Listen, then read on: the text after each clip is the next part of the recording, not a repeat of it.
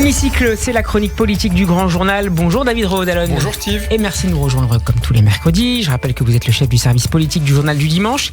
Et aujourd'hui, David, vous nous parlez de l'écueil qui attend le navire gouvernemental le 8 juin prochain à l'Assemblée nationale et qui pourrait même le faire chavirer. Et oui, cet écueil, c'est la proposition de loi qui a été déposée pour abroger la réforme des retraites et donc le report de l'âge légal de 62 à 64 ans.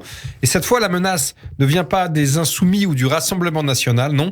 Elle vient d'un petit groupe parlementaire inconnu, le groupe LIOT. Alors, je vous interroge, Steve. L-I-O-T, qu'est-ce que ça veut dire ? Je crois que c'est liberté, indépendant, outre-mer et territoire. Bravo, vous avez bien révisé. Donc, LIOT, un groupe très éclectique, pour ne pas dire hétéroclite, de 21 députés très divers. Dont Charles de Courson, dont tout le monde parle. Dont le fameux Charles Amédée de Courson, absolument. On trouve des socialistes dissidents, des centristes, des élus d'outre-mer, des indépendantistes corses, des députés très à droite ou plus à gauche. Bref, pas vraiment de cohérence. Mais dans le contexte de majorité relative, ce petit groupe est devenu stratégique. Le gouvernement comptait sur lui pour faire l'appoint, puisqu'il n'avait pas de majorité absolue, mais les choses ne se sont pas passées comme prévu, loin de là. Alors que s'est-il passé, David ? Eh bien, cette potentielle force d'appoint que représentait le groupe LIOT s'est transformée en empêcheuse de gouverner en rond et de poil à gratter. D'abord, il n'a pas du tout voté depuis un an les textes du gouvernement, contrairement à ce que celui-ci espérait, et il s'est même mué en groupe pivot de l'opposition. Parce que dans une assemblée éclatée entre des factions opposées et rivales, eh bien, c'est quand même compliqué de trouver un consensus et une majorité. On l'a vu, le RN ne veut pas voter les textes des Insoumis et vice-versa.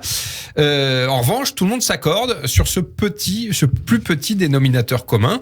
Et d'ailleurs, je rappelle qu'il avait porté une motion de censure transpartisane en mars dernier qui avait failli être adoptée.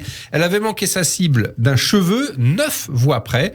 L'exécutif sait désormais à quoi s'en tenir. Chat échaudé craint l'eau froide. Donc ce texte d'abrogation du 8 juin a des chances d'être voté, David ? Je vais vous étonner, mais oui, dans cette assemblée, je le disais, le RN ne vote pas les textes de la NUPES ne vote pas les textes du RN, mais c'est du LIOT que pourrait venir la surprise. D'ailleurs, il a le soutien de la gauche.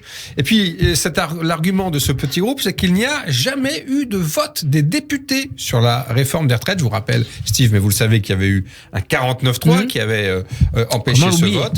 C'est enfin l'occasion pour l'Assemblée de se prononcer pour ce texte. Ça ne veut pas dire que la réforme sera abrogée, parce que s'il y a un vote favorable de l'Assemblée, il devrait y en avoir un autre au Sénat, voilà, qui devra voter l'abrogation. Il ne fera pas, puisqu'une majorité de droite au Palais du Luxembourg est favorable à cette réforme des retraites.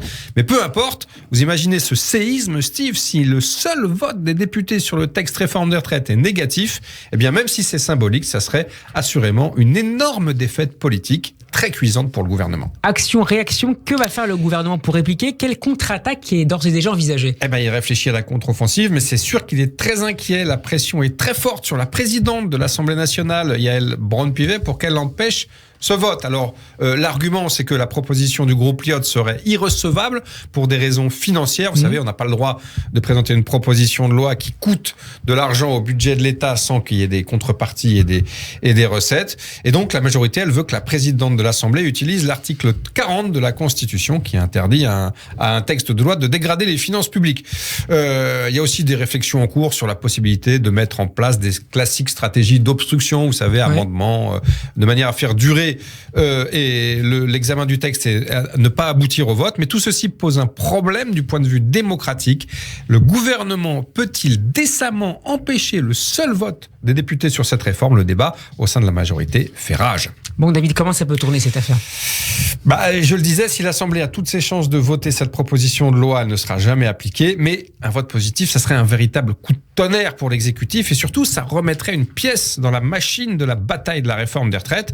Cela relancerait les oppositions, la mobilisation syndicale dans un moment où le gouvernement a quand même réussi à passer à autre chose depuis 1 ou 2 mois, à force de distribution de chèques et à force d'annonces de projets de loi et mesures en tout genre. Il avait plutôt réussi. Bref, Cet appel du 8 juin, si vous me permettez cette formule historique, tombe au plus mal pour le président et le gouvernement qui sont loin, on le voit, d'être sortis de l'auberge de la réforme des retraites. Merci David, on vous retrouvera ce soir à partir de 21h sur Radio J pour l'émission politique. Ça reste entre nous. Quel en sera le programme et les invités ? Eh bien, nous avons Gilles Bornstein, Antonin André et Émilie Zapalski. Un très beau casting, une dream team pour évoquer, eh bien, justement, nous parlerons de cet écueil du 8 juin qui attend le gouvernement. Nous parlerons de la grande offensive de printemps de la droite sur l'immigration. Vous l'avez lu, bien sûr, dans le journal du dimanche dernier. Et puis, le véritable bilan écologique d'Emmanuel Macron. Et c'est du brutal. Merci beaucoup, David, d'avoir été avec nous. Je rappelle que vous êtes le chef du service politique du journal du dimanche et qu'on peut vous réécouter en podcast sur radioj.fr ainsi qu'en vidéo sur notre page YouTube. Bon après-midi à Merci vous Steve. et à ce soir. On va écouter, les plus riches sont ceux qui consomment